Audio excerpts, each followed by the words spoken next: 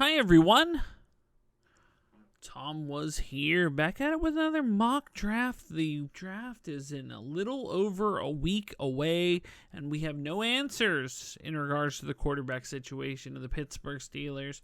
You know, I had 75 to 85% confidence that this would be handled by Big Night at the Pat McAfee show, of which I was in attendance last week, and man, when they had a scenario where they were talking about the Steelers at the end of the show, I really thought Aaron Rodgers was going to make an announcement, but that has came, that has went, and there is no word on what's going on. And to be honest, unless there's some plan in place, the Steelers look very foolish in this regard.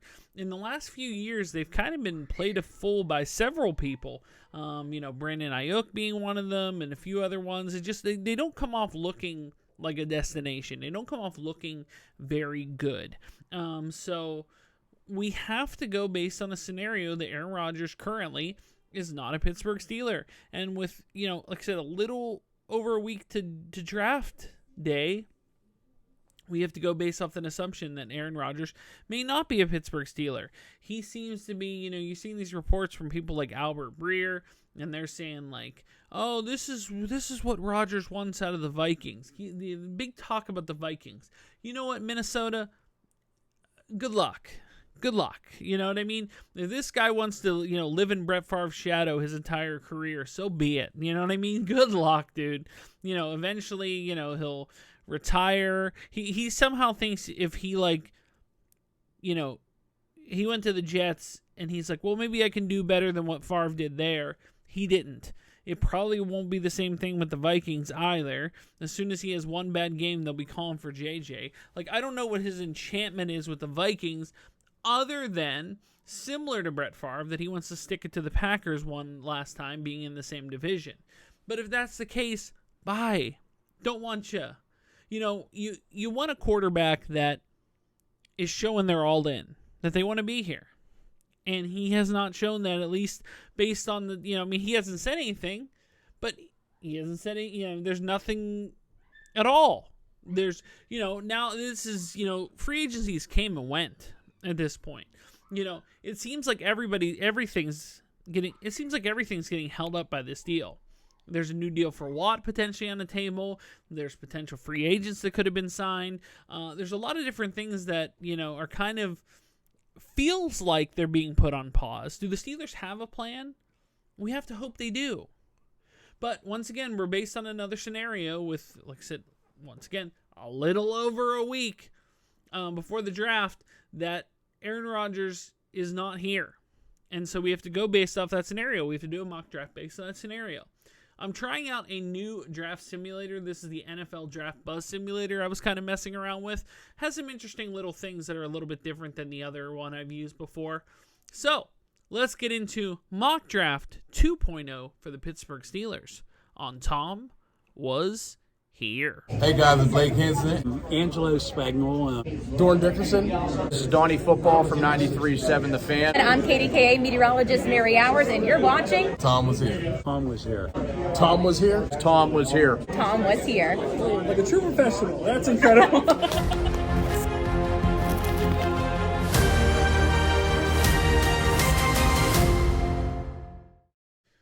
Okay, so Pittsburgh Steelers, here are their picks: 21, 83, 123, 156, 185, 229 as of this recording. So I feel like there will be some moving and shaking, especially if Rodgers isn't in the fold.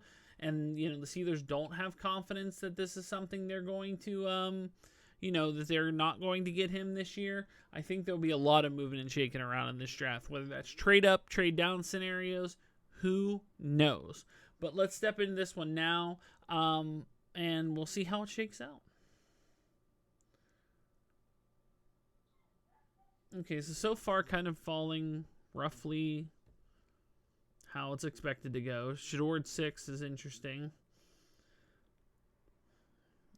Let's see. So we got Genty falling, but he didn't fall that far. So we got Pierce, we got Warren, Tyler Warren. Okay, Sawyer went early. Okay. So, a couple different scenarios here. The Bills want to trade us their second round pick. They want us to trade out of the first, but they're giving us a first next year. Which the Steelers have too many holes to play this game. Unless they're really tanking for Arch, which I don't think that's going to happen. They always feel that they're in contention. You know, they're not rebuilding. They're just reloading, if you believe it. And then the Raiders, once again, trading out. No, we're going to reject all of these. But considering the Bills were on the phone, and we're looking at this board, and there's a lot of interesting names on this board. McMillan, the wide receiver, is very intriguing if you're considering trading Pickens to get a second-round pick back. If you're considering trading Pickens to get a second-round pick back, this might be a consideration. I personally would not do that, but that doesn't mean they won't. But the fact is that some of these other receivers have went, and he's still sitting on the board. It's very interesting. But let's do this. For laughs, let's attempt to make a trade. We're talking with the Bills. The Bills reached out. Oh, sorry, okay. We're attempting to make a trade with the Bills. And this is the trade down scenario. So we're adding 21. And then we're going to the Bills. Yeah, we're going to the Bills. We want 30. And we want, let's say 62. Let's say it's the lesser of the two. And then we're going to put in 123 because we're getting a second round pick. You know, let's even just say 156. Let's try 150. Let's try it for fun. So we'll try 156. That's our fifth round option. That will give us one. It'll still give us a 1. It'll give us a 2, a 3, and a 4. And then, you know, by the fifth round, you know, whatever. Let's give it a shot. Let's just see. All right. So right now, the success chance is literally middle of the road. But we're going to offer it just the same. I don't know if we do that if McMillan's on the board, if there's a consideration of trading Pickens, but we're just going to try it. Okay, so that's the idea. The idea is we're trading 21 and 156, and we're getting 30 and 62. Oh, they accepted. Okay, all right, so they accepted. All right, so we'll see how this board falls. Are already not great. Because I thought maybe Kenneth Grant would sneak down to that lower ranking there, but that did not happen. So Kenneth Grant, which is somebody that I think the Steelers do have an eyeball on, that they would consider with the top pick, and they might just even consider based on that scenario, is gone. So 2 trade offers. Let's see, a second, a third, a fifth, and a 2020 and Trent Brown. No, I don't think they never rarely trade out of the first unless the offer is too good. And then all next year stuff, that's not happening. Okay, so reject that. Okay, McMillan's still on the board. I think this won't happen. This can't happen. I think they really do want a DT. I think they really do. I think, you know, there's been a lot of smoke about the DT, but man, McMillan still being on the board, I don't think they blink at the value. Considering you traded down and the guy you would have taken at 21, you know, is potentially still there depending on how your board's ranked. This wasn't the scenario I was going for. I could easily see like a Walter Nolan, a DT from Ole Miss, you know, kind of a plugger up the middle. But man, I don't think they. I think unless something happened with McMillan they don't know about, I'm gonna say it's McMillan here, and potentially a scenario where you do trade Pickens, maybe. You know, whether that's for more draft capital in this draft or a notable player at a need position, who's to say? But, you know, or you just hold on to Pickens for one more year, knowing that it's his last year, and you have, you know, some actual depth of the wide receiver position, which they haven't had for years. Like they had Pickens and everybody else. Like this last year, they had Pickens and everybody else, and it showed when he got injured how empty that cabinet was. So McMillan's an interesting first pick. I didn't expect that to necessarily go that way. But 62, second round here. There's some names on the board.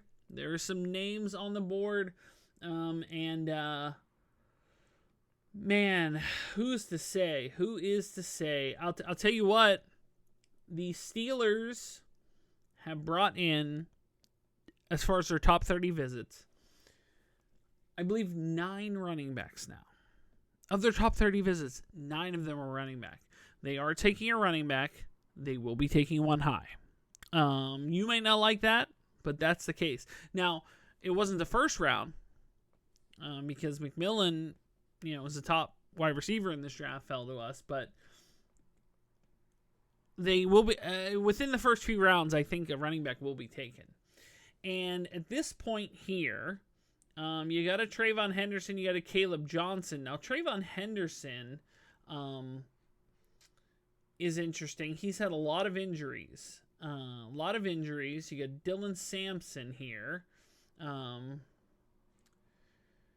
Based on this, now Caleb Johnson is interesting, but he's kind of a, it screams Najee, doesn't it? Like it's the same kind of like running style, the same kind of, maybe he can succeed where Najee, and I don't want to say Najee failed. Like he had, every year 1,000-yard seasons, but there was just times when, he was just running into, nothing. So let's say for funsies, they're big Ohio State. They love Ohio State. And let's say they go Trayvon Henderson here. They're not as concerned about the injuries, a la like a Peyton Wilson. They look by his injuries. So let's just say Trayvon Henderson here for funsies. Because they will be taking a running back. And even if they trade Pickens or, whatever happens, at some point in this draft, early, within the first few rounds, they will be taking a running back. That's, I don't want to say it's a stamp it guarantee, but it's a likely scenario. You don't bring in that many running backs as a smokescreen. They want one fairly high, I would think. So 83 here, and Quinshon Judkins is still on the board. That's interesting. Didn't necessarily expect that. Now, that could be something where you may take another position at 2 and still have some running back depth here in the third, which may be something they consider as well. But you know what? It's time to get that QB, man. If the scenario is that Rodgers is not on this team, and right now the 2 quarterbacks on this roster are Mason Rudolph and Skylar Thompson, you have to bring another quarterback in this draft. And you could wait. For one of these Dylan Gabriels, these Riley Leonards, these later round guys. But as it stands currently, sitting here in the third, you have Quinn Ewers, who was big deal at one point or another in his career. Same with the Jalen Milroe. Now, I've seen the Jalen Milroe comparisons of Malik Willis, and I respectfully disagree. Malik Willis played at Liberty. They didn't play NFL level competition. Milroe played at Alabama. Alabama did play, NFL ready competition on the weekly. Occasionally there'd be some team that would have one guy that got drafted that would run its way into Liberty versus Milroe, who every week was playing for the most part was playing top end competition. Because my son is very high on Milroe, I will give him the edge here over Ewers, but I might consider Ewers here, and I think in third round, it's not as risky. If this is a second round pick, it's a little bit more. If this is a first round pick, it's very risky. Regardless of what quarterback outside of Jackson Dart, who Jackson Dart went very early in this draft. We don't know where Jackson Dart is going to go. The comps on him are all over the place. It screams of another Bo Nix scenario. where Bo Nix was supposed to be drafted in the second and third round, and or even same with J.J. McCarthy. Like they said like a fringe, maybe like late round 1 guy. They said most likely it would be a day 2 scenario for both Nix and McCarthy, and they both went in the fairly early first. So, and that may be the case with some of these guys. Maybe not Ewers, but Milroe, there's been talk of fringe first round. I know the Steelers are high on him. At least that's what the smoke says. So in this circumstance, you have a wide receiver, you have a running back, you're going to take a quarterback in Jalen Milroe. And the hoping is that he can sit behind Mason for a little while and learn the ropes, eventually, take the reins. Or I don't think this precludes you of taking him in the third round, of any quarterback you take in the third round, from potentially getting a quarterback next year and actually not turning over your quarterback room like you've done for the past 2 seasons. A complete turnover of the QB room the past 2 seasons they've done, and this provides some level of stability. Plus, I would rather have Milroe coming in with a Mason Rudolph injury than a Skylar Thompson playing meaningful snaps for this team. Personally, that may be just me.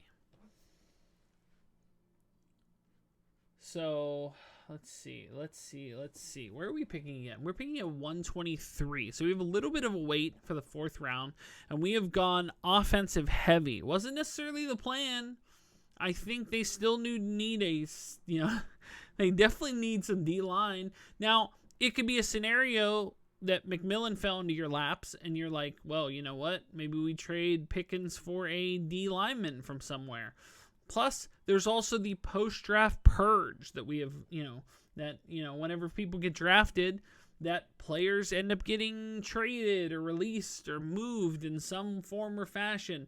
Don't be shocked if they end up dipping into a scenario that they didn't get in the draft. Plus, we may or may not know about the Rodgers situation by then.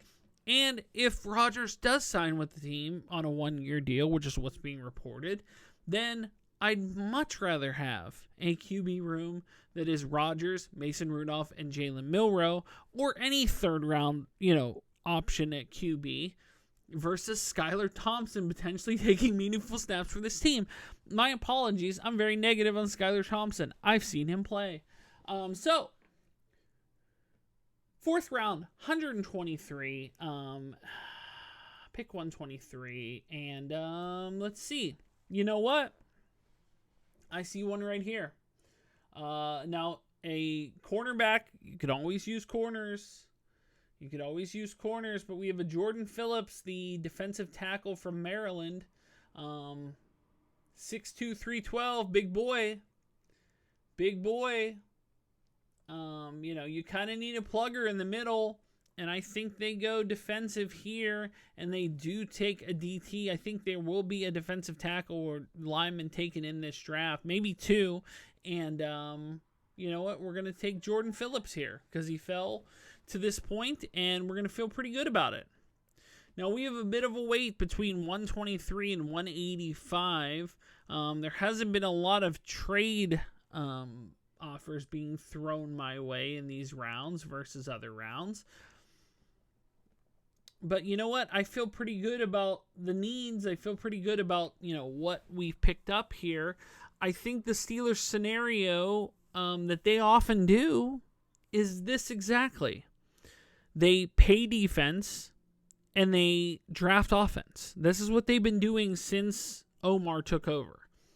So this would not be shocking to me if they went offensive heavy yet again in this draft, with a couple defensive pieces thrown in, and then had a scenario where in the post-draft fallout, they added a few more defensive whole pieces to kind of, Band-Aid. I don't think you're going to have anybody super notable, but that every once in a while it happens. Every once in a while, this happened a few years ago where, the Steelers they went into training camp, they went into preseason, and then for some reason, Cleveland released Joe Hayden, and they added Joe Hayden real late. They're not opposed to doing something like that. They could easily do that with like a D lineman that's going to fall through the cracks here. I think that may or may not be the case. They've always kind of band-aided the D-line. Other than obviously like Cam Hayward, but the other people were just kind of like journeyman add-ons or late round picks. So this is not unprecedented for them. So let's see. We have a wide receiver, we have running back, we have quarterback, we have DT. You got a Kyle Williams, DJ Giddens. I'll tell you the thing they don't have as of the moment is they don't really have a swing tackle. You got 6'5", 310. You got this Jack Nelson,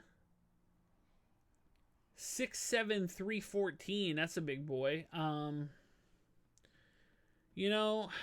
Let's say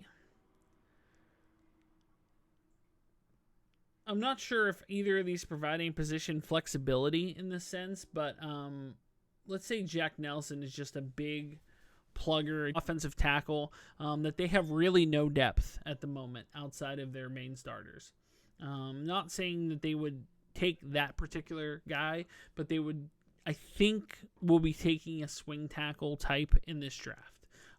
Or, like I said, as a follow-up on the next one. Not out of the, like I said, I honestly think McMillan's going to fall to 30. He's going to fall on 22 to 30 unless something comes out about him. You know how some people have those draft day slides and you find out there's a reason. I can think of, what's his face? What was the guy ended up getting drafted by Miami? It was the lineman. They had the video of him like smoking through a gas mask.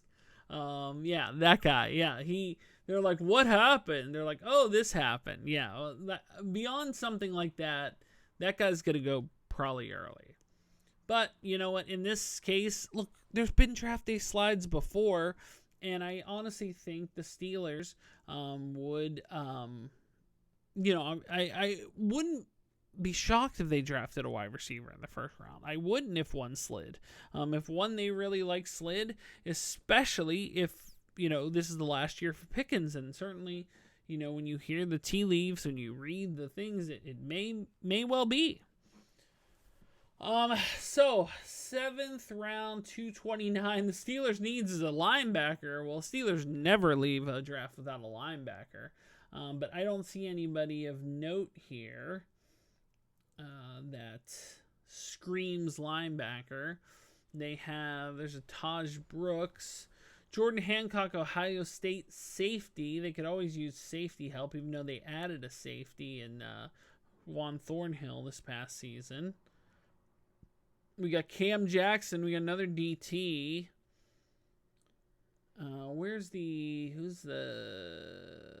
Okay. So the linebacker options are pretty bad. We have a USC safety. A lot of running backs.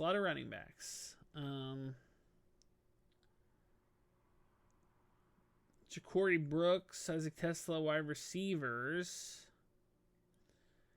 Man, I don't know here.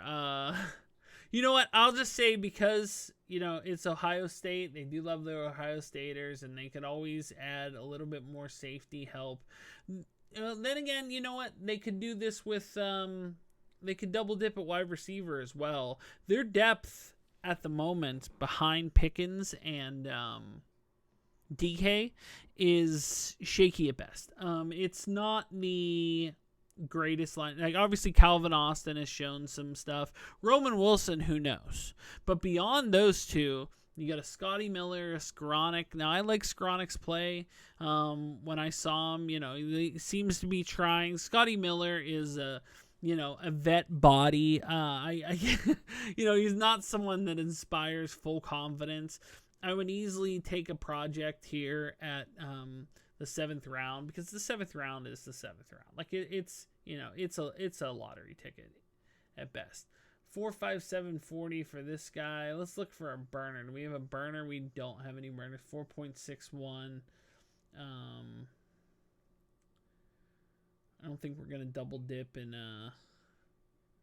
4.43 Tesla. Ja'Cory Brooks 4.65.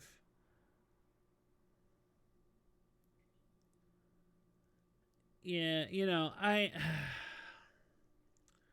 let's just say, let's go with my original thought. They're taking a safety, Jordan Hancock, here at 229. That could go a lot of different ways. That's not necessarily something they might consider doing. They may easily double dip at certain positions. I'm shocked that they didn't take a linebacker in this draft. The Steelers will not leave a draft without a linebacker. It's what they're known for. But the value wasn't there for me based on this. The value just wasn't there. So getting McMillan at 30, like I said, unless there's some crazy scenario that happened, is insane. He's widely considered one of the top players in this draft. Considered the top receiver in this draft. That's very unlikely. But the rest of the scenarios, I'm not entirely opposed to. A Trayvon Henderson as a potential second if they added a second. Milroe in the third, I wouldn't be opposed to. Jordan Phillips, a defensive tackle of anywhere in this draft, but just a body that can stuff the run, something they've struggled with in the past few years. A swing tackle or just a tackle depth, a safety. These are not entirely things that, and that kind of leaves them in a position where they can then add after the draft. There's still some players out there, and there's some players that are going to lose their jobs because of these players that they're bringing in. So it'll be interesting to see how this unfolds. I do think they do go offensive heavy, and maybe they know something more about Aaron Rodgers than we do. But, as it stands currently, that is Mock Draft 2.0. Like it, hate it. On that first mock draft, only one of you disliked. You didn't defend your dislike. And not a ton of you liked. Like, there was only like 5 or so. Like, that wasn't like a big like versus dislike. But I wanted your hate comments, and I didn't get them. So I'm sure I'm going to get them here. Like, for example, you're like, McMillan won't fall to 30, blah, blah, blah, blah. Look, similar to the actual draft, the one thing I do like about mock draft simulators is to where the board falls. And you see, players slide all the time. Is one of the best players in this draft going to slide all the way to 30? Probably not. Especially with many wide receiver needy teams out there.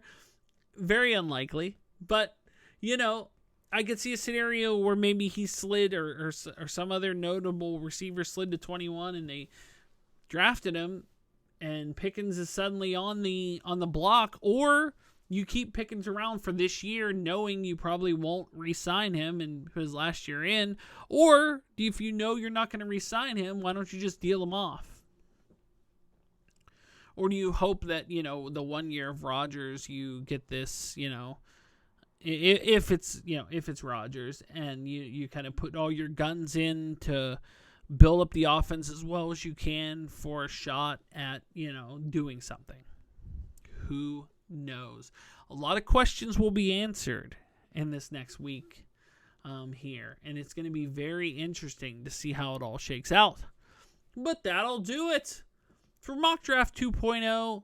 Let me know your thoughts also on NFL Draft Buzz Simulator. Do you like that better than the other one I've been using? Let me know. But guys, thanks so much for watching. If you are new here, make sure to like, share, subscribe. You like to support me on Patreon like John Bailey, like Brett Persing, like Fayan, you can do so. Link is in the description below. If you'd like to buy a t-shirt, a TomWasHere t-shirt, you can do so at Spreadshirt, as well as links to my eBay store, Facebook page, Instagram, TikTok, whatnot, Arena Club. The links are in the description below.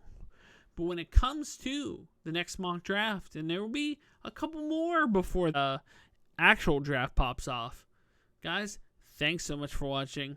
And until the next mock draft or the next video, we will see you soon. But until then, bye everyone.